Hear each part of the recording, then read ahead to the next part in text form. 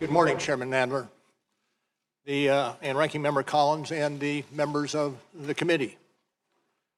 As you know, in May 2017, the Acting Attorney General asked me to serve as special counsel. I undertook that role because I believed that it was of paramount interest to the nation to determine whether a foreign adversary had interfered in the presidential election. As the Acting Attorney General said at the time, the appointment was necessary in order for the American people to have full confidence in the outcome. My staff and I carried out this assignment with that critical objective in mind: to work quietly, thoroughly, and with integrity so that the public would have full confidence in the outcome.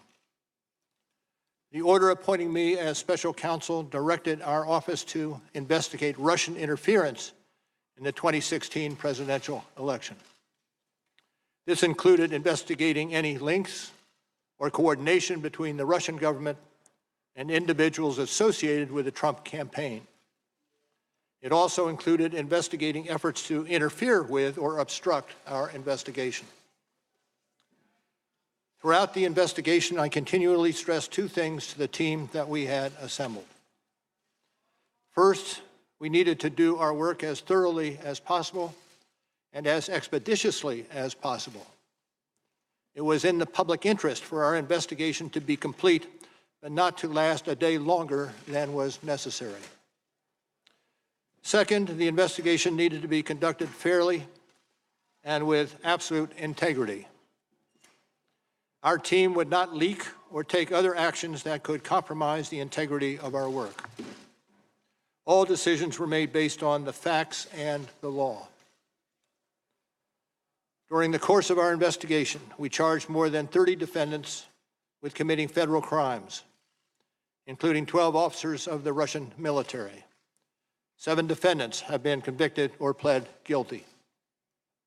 Certain of the charges we brought remain pending today. And for those matters, I stress that the indictments contain allegations, and every defendant is presumed innocent unless and until proven guilty. In addition to the criminal charges we brought, as required by Justice Department regulations, we submitted a confidential report to the Attorney General at the conclusion of our investigation. The report set forth the results of our work and the reasons for our charging and declination decisions. The Attorney General later made the report largely public. As you know, I made a few limited remarks about our report when we closed the special counsel's office in May of this year. But there are certain points that bear emphasis.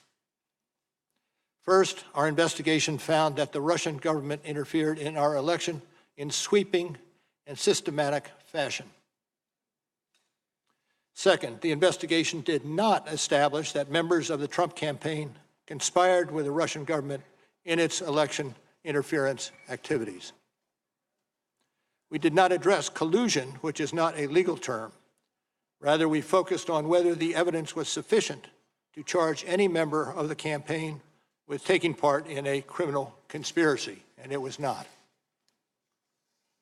Third, our investigation of efforts to obstruct the investigation and lie to investigators was of critical importance. Obstruction of justice strikes at the core of the government's effort to find the truth and to hold wrongdoers accountable. Finally, as described in Volume 2 of our report, we investigated a series of actions by the President towards the investigation. Based on Justice Department policy and principles of fairness, we decided we would not make a determination as to whether the President committed a crime.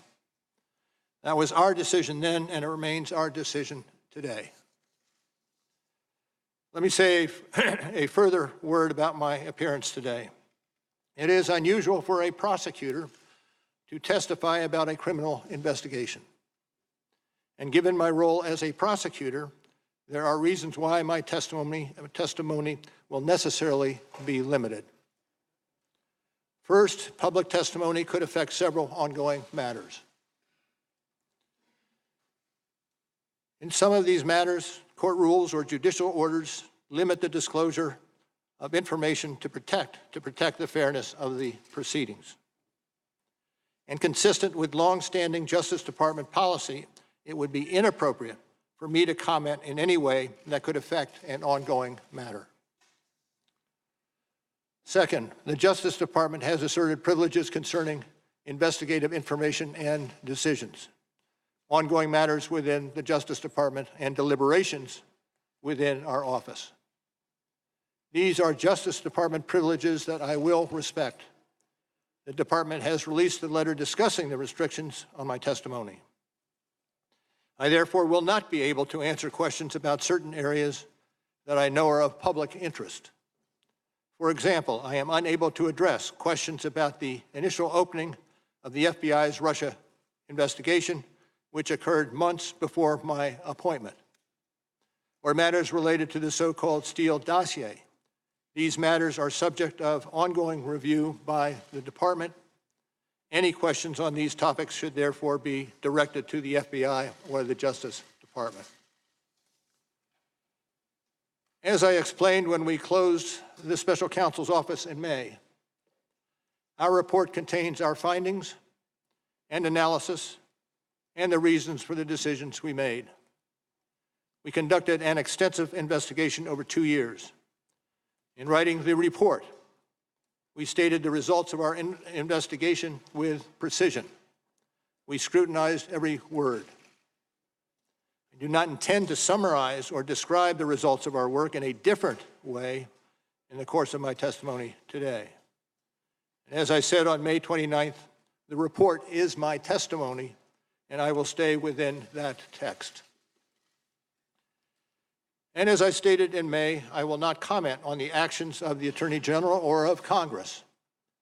I was appointed as a prosecutor, and I intend to adhere to that role and to the Department standards that govern it. I'll be joined today by Deputy Special Counsel Aaron Zebley. Mr. Zebley has extensive experience as a federal prosecutor and at the FBI, where he served as my Chief of Staff. And Mr. Zebley was responsible for the day-to-day oversight of the investigations conducted by our office. Now, I also want to again say thank you to the attorneys, the FBI agents, the analysts, the professional staff who helped us conduct this investigation in a fair and independent manner. These individuals who spent nearly 2 years of working on this matter were of the highest integrity. And let me say one more thing. Over the course of my career, I have seen a number of challenges to our democracy. The Russian government's effort to interfere in our election is among the most serious. And as I said on May 29th, this deserves the attention of every American. Thank you, Mr. Chairman.